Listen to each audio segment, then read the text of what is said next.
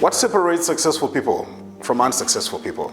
We all want to be successful, but do you know what it takes for you to become successful? What I'm going to be doing in the next videos and the next programs is to take you through what I call the 7 principles of success. The interesting thing about success, it's a subject that all of us would really want to study and understand. I'm going to demystify this subject, which has been complicated for a long period of time. What does it take for you to be successful? And what is success in any event? Does it mean having money? Does it mean having lots and lots of properties? I'll be defining what success is, and I'll be taking you through the principles that govern and regulate success. So I'm a lawyer by training. I went to law school for 4 years, and what I was studying were the principles that govern various subjects. Success as well runs on laws. It runs on principles. Once you study them, understand them, start implementing them, success is inevitable.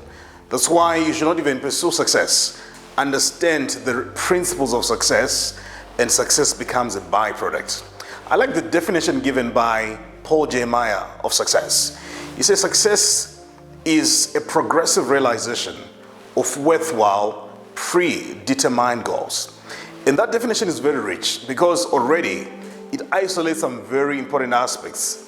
Number 1, success is predetermined, meaning it's not accidental. You have to sit down, plan what you want to do for you to become successful. Then you need to have goals that are predetermined as well, meaning you actually apply your mind to setting goals. And in later programs, I'm going to take you through goal setting, how you can set forceful, powerful goals that will also inspire you to be a different person. But the most important aspect you find as well in that definition is that the goals have to be worthwhile. In other words, they have to be meaningful. They have to add value to you. You have to set goals that challenge you, goals that give your life relevance. So we've defined success in those terms, but do we understand the principles? So I want to open this series with the first principle that I believe is going to help you to become successful, and it's called desire. A guy called Napoleon Hill, you might have heard about Napoleon Hill, one of the guys who has done pioneering work in terms of motivational speaking and motivational writing.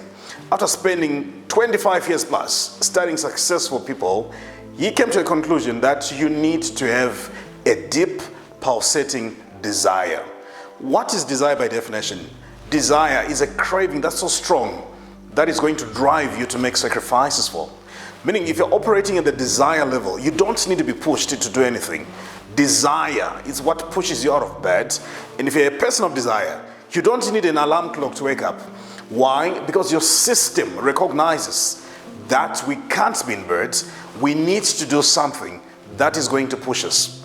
So this is the problem that I find. Many people want to be successful, but they need to be reminded every day to do what makes them successful. But you see, if you're still being reminded of what you need to do, you haven't started operating at the desire level.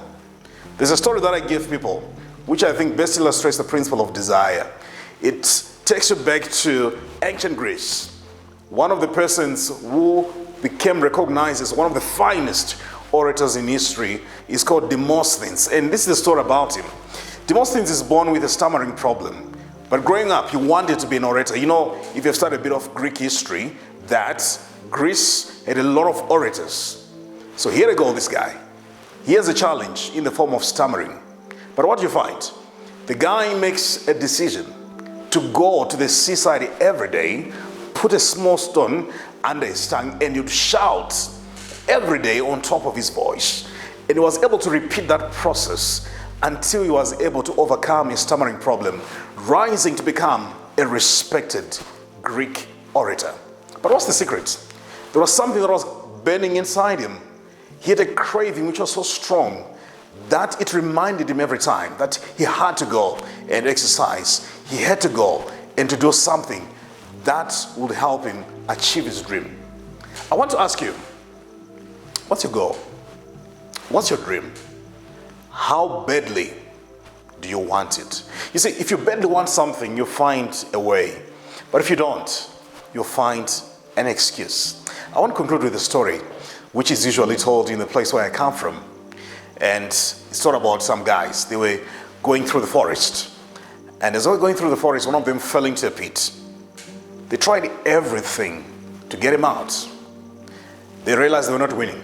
So what do? They decided to go to the nearby villages to get a rope so that they could pull him out. But by the time they came back, something interesting had happened. They found the guy outside, enjoying himself, taking a walk.